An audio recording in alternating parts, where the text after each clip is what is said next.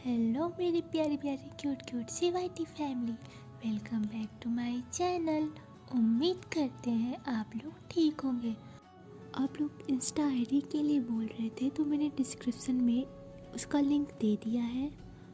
Okay guys, तो previous part में हमने देखा था कि खुशी बाइक रेस हारते हारते जीत जाती है और इन सब का क्रेडिट किसी को जाता है तो वो है रोज़।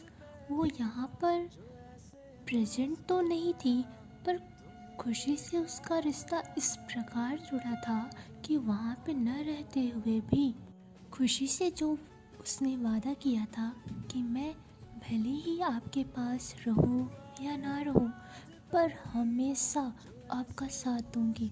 जब भी आप किसी परेशानी में होगे, हमेशा मैं उस मुश्किल से आपको बाहर निकालूंगी, उसे पूरा करती है। हमें अभी तक ये नहीं पता कि आखिर ये रोज़ है कौन, केवल जिसका नाम सुनने मात्र से ही खुशी इमोशनल हो जाती है और उसे एक झलक देखने को तड़प जाती है। क्या रोज़ और खुशी का रिलेशनशिप केवल फ्रेंडशिप का है या कुछ उससे भी ज़्यादा, ये तो हमें बाद में पता चलेगा। बाइक रेस जीतने के बाद खुशी बहुत ही ज़्यादा इमोशनल हो जाती है और पागलों जैसी हरकतें करने लगती है। तभी उसके सामने नैन्सी आ जाती है और उसे बहुत अच्छे से संभालती है, बिल्कुल एक बच्चे की तरह ट्रीट कर रही होती है। जैसे एक बच्चे को शांत कराते हैं जब वो रोता रहता है, या फिर वो बहुत किसी चीज़ के लिए जिद करता है तो हम उसे शांत कराते हैं, बच्चा आप शांत हो जाओ, मैं आपको ये दे दूँगा। उसी तरह एकदम नैन्सी भी खुशी को बच्चे की तरह ट्रीट कर रही होती है। बहुत रात हो चुकी थी तो नैन्सी आदि से बोलती है, तुम लोग घर जाओ, मैं खुशी को अपने घर ले जाती हूँ। और जैसी ही नैन्सी ये बोलती है, आदि और आद्विक उसे घूर घूर के देखने लग जाते हैं। तभी नैन्सी बोलती है, क्या ऐसे क्या देख रहे हो, इतनी रात हो गई है और खुशी अपने घर नहीं जा सकती, वो इस हालत में नहीं है कि वो अपने घर जाए, इसलिए मैं उसे अपने घर लेकर जा रही हूँ। तो वो लोग बोलते हैं, हाँ ठीक है कोई बात नहीं, अच्छा आप लोग जाओ, क्या हम लोग को आप छोड़ दें। तो खुशी बोल सॉरी नैन्सी बोलती है, नहीं नहीं हम चले जाएंगे। ऐसे ही वो लोग चले जाते हैं। नैन्सी जैसे तैसे करके खुशी को अपने घर लाती है और बिल्कुल बच्चे के जैसे जिद कर रही थी खुशी, क्योंकि उसने थोड़ी सी ड्रिंक कर ली थी। ये बात हमें पहले ही पता है। जब खुशी को बहुत सारा टेंशन होता है, जब उसे कुछ समझ में नहीं आता है, तो वो ड्रिंक या स्मोक करती है। जब वो बहुत डिस्टर्ब होती है तो ऐसा वो करती है। आई डोंट नो वो ऐसा क्यों करती है।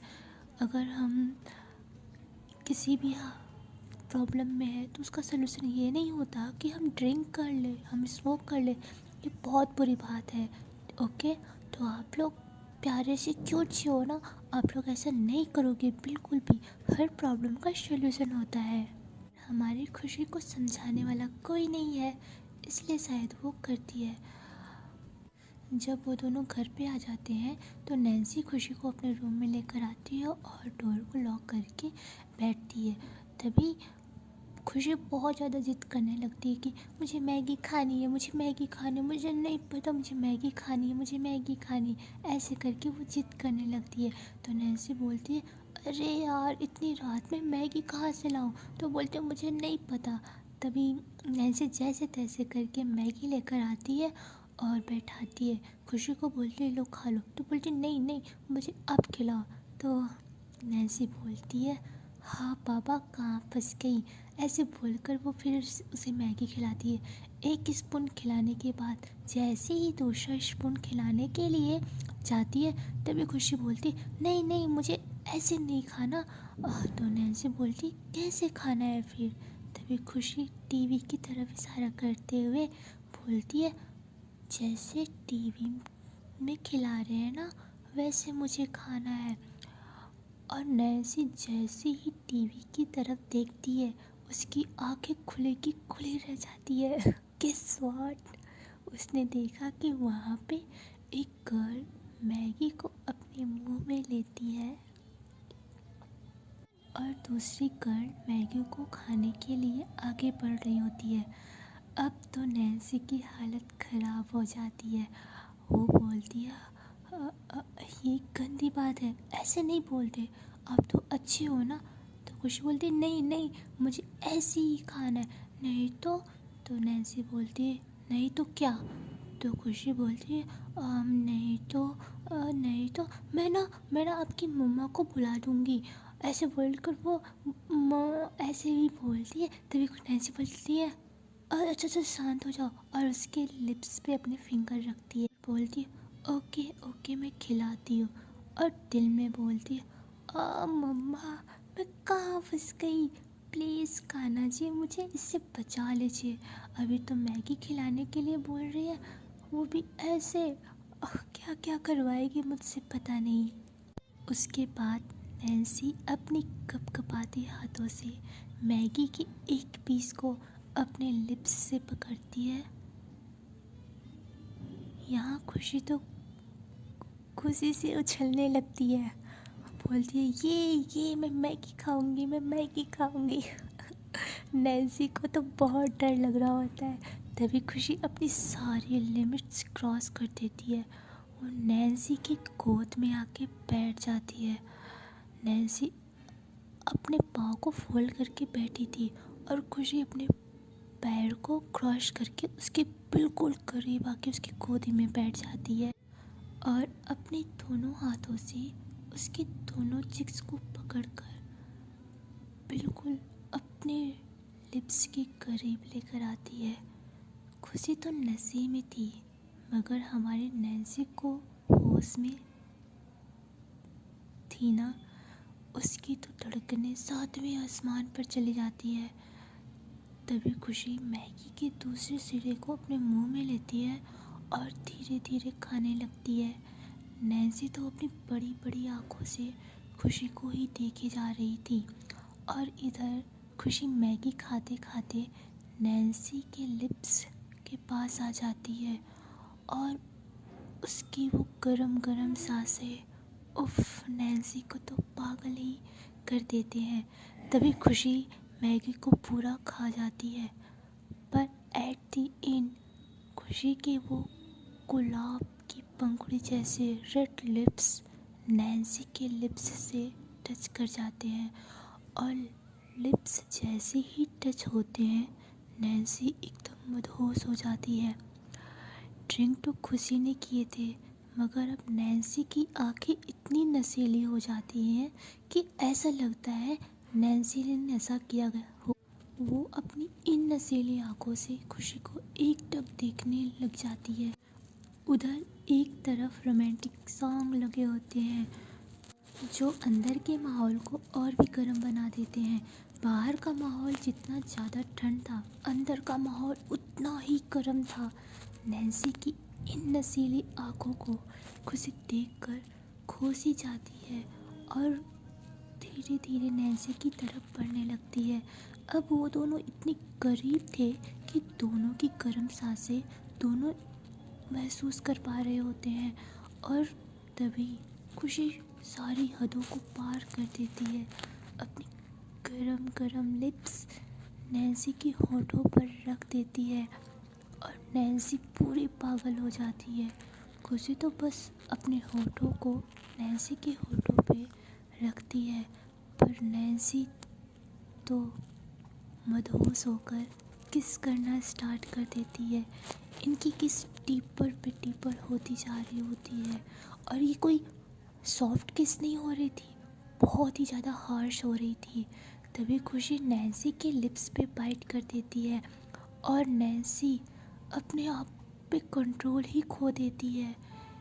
इनकी किस डीपर पे डीपर होती ही जा रही थी। बाहर इतनी ज़्यादा ठंड थी, और अंदर का माहौल इतना ज़्यादा गर्म था। रोमांटिक सॉन्ग, विंडो से ठंड ठंड अब हवा आ रही थी, ऊपर से दो खूबसूरत की बला लगने वाले इंसान साथ में हो तो शायद ही कोई अपने ऊपर कंट्रोल कर पाए। इन लोगों की किस लगभग 2 मिनट तक चलती है, कभी अपर लिप्स तो कभी लोअर लिप्स। तभी बाहर से बादल की गरजने की आवाज़ आती है, और नैन्सी को होश आता है कि वो क्या कर रही थी। OMG, वो खुशी से दूर होती है और भागते भागते वॉशरूम में चली जाती है। वो डोर को अंदर से लॉक करती है और उस पर टेक लेकर अपनी आंखों को बंद करके सोचने लगती है। बोलती है, ये ये क्या हो गया? ये हमारी तीसरी बार किस हो गई है? ये सब क्या हो रहा है मेरे साथ? वो तो नशे में थी ना, पर मैं तो होश में थी ना। मैं तो सब रोक सकती थी ना, मैंने क्यों नहीं रोका? ऐसे बोलकर वो बहुत ज़्यादा घबराने लगती है और फिर वो मिरर के पास आती है और अपने आप को देखने लगती है। तभी वो देखती है कि उसके होठों से ब्लड आ रहे थे। हाँ, उस ब्लड को वो टच करती है, अपनी आंखें बंद करती है। फिर से उसे वही सारा मोमेंट याद आ जाता है। वो किस करना खुशी का और खुशी का बाइट करना। ओह माय गॉड, नैन्सी तो पागल ही होती जा रही थी। उसके जिस्म में मानो जैसे करंट दौड़ने लग गया था। वो बार बार वही सीन इमेजिन कर रही होती है। फिर बोलती है, नहीं नहीं, ऐसा नहीं हो सकता। We are just a friend. How my god, we are just a friend. ऐसे बोलकर वो अपने आप को दिलासा दे रही होती है। बस फ्रेंड्स भी किस करते हैं। वो सब कुछ भूल जाती है और अपने आप को कंट्रोल करने लगती। बोलती है, नो, ऐसा नहीं है, हम बस फ्रेंड हैं और कुछ भी नहीं है। ऐसे बोलकर वो बहुत ज़्यादा मतलब झूठ बोल रही होती है, खुद से ही बोल रही होती है, खुद को दिलासा दिलाने के लिए। 1 घंटे तक वो अपने आप को ऐसे ही दिलासा दिला रही होती है। फिर जैसे तैसे करके वो अपने आप को कन्विंस करती है और बोलती है, नहीं, ऐसा कुछ नहीं है हमारे बीच। हाँ, वो डरते डरते बाहर आती है और सोचती है, मैं खुशी को क्या जवाब दूंगी? अगर वो कुछ पूछ ले तो मैं इसे क्या बोलूँगी? ऐसे बोलकर जैसे ही रूम से बाहर आती है तो वो देखती है कि खुशी तो वहीं सो गई है। जैसे ही वो ये देखती है, उसकी जान में तो जान आती है और वो फिर आती है, देखती है कि खुशी ऐसे सो गई और ठंड लग रही है।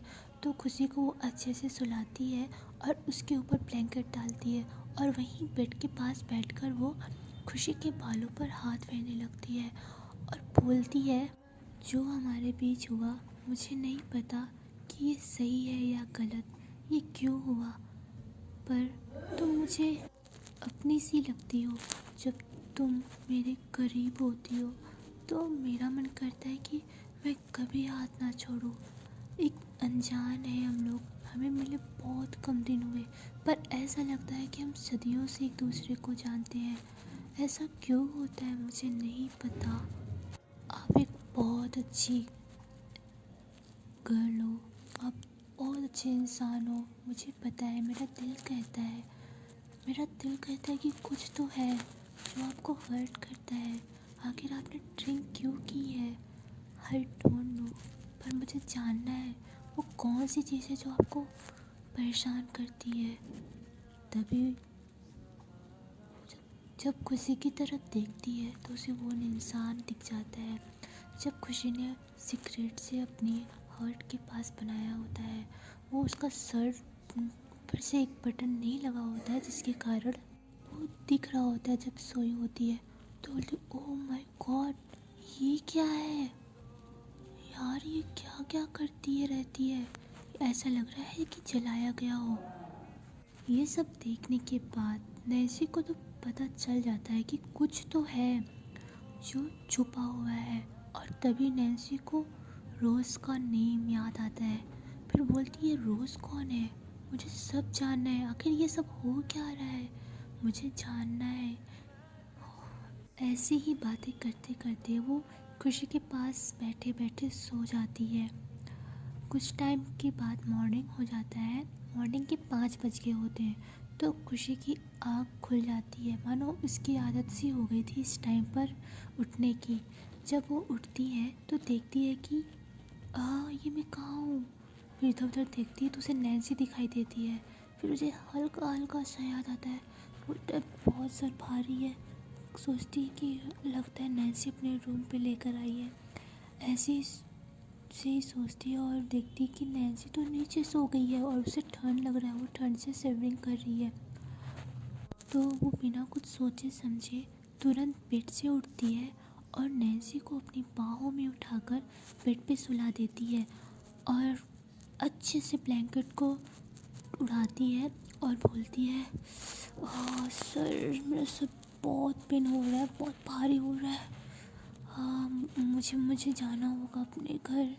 ऐसे बोलकर वो उधर उधर देखती है तो विंडो से वो फिर से उतरती है और नीचे फिर अपने विंडो से अपने रूम में आती है। और रूम में आने के बाद उसके सर में शदीद किस्म का पेन हो रहा होता है। तो वो बोलती है मुझे पेन किलर लेना होगा और वो पेन किलर लेती है और उसके बाद सो जाती है। तो गाइस, आज के लिए इतना ही। देखते हैं हम नेक्स्ट पार्ट में क्या होगा। जब खुशी उठेगी, क्या उसे सब कुछ याद आ जाएगा, कल का इंसिडेंट उसके साथ क्या हुआ, या फिर नहीं याद आएगा, और नैन्सी अपने सवालों का जवाब कैसे पाएगी। ये सब देखने के लिए बने रहिए मेरे साथ। और सबसे बड़ी राज है रोज़। आखिर ये रोज़ है कौन? और इससे भी बड़ा एक राज है नैन्सी का ड्रीम गर्ल। नैन्सी के ड्रीम में जो गर्ल आती है, आखिर वो कौन है? क्या इन लोगों में कोई कनेक्शन है, या फिर इन लोगों का रिलेशन किसी और के साथ बनेगा? ये सब जानने के लिए बने रहिए मेरे साथ। प्लीज़ मेरी प्यारी प्यारी क्यूट सी फैमिली, वीडियो अच्छी लगे तो लाइक शेयर एंड सब्सक्राइब कर दें। और प्लीज़ बेल आइकन को प्रेस करना ना भूलें, ताकि जैसे ही वीडियो में डालूं आपके पास आ जाए। ओके, बाय बाय क्यूटीज़, अपना बहुत सारा ख्याल रखना। Okay, bye bye, tata, see you.